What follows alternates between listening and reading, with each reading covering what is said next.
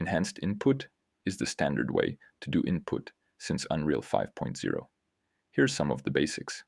Input mapping context represents a collection of inputs like keyboard, mouse, or gamepad buttons.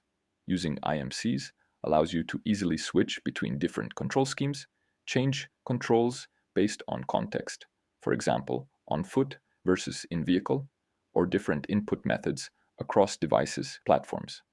Input actions are what IMCs are populated with. These represent gameplay actions such as move, jump, and so forth.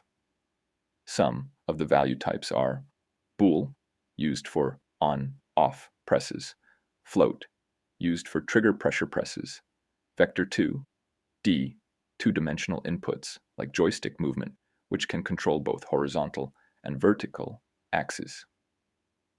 Player controller. In order to use these inputs, the enhanced inputs must be put in use via using the enhanced input local player subsystem and then add mapping context. Input action trigger states. To actually add gameplay, call the input action and use a trigger state. Some of them are started, fires once on the initial press, triggered, fires continuously while input is active, completed, fires once the input stops being active, is released. Otherwise, to enable input on other actors than the player, use either enable input, disable input, or auto receive input.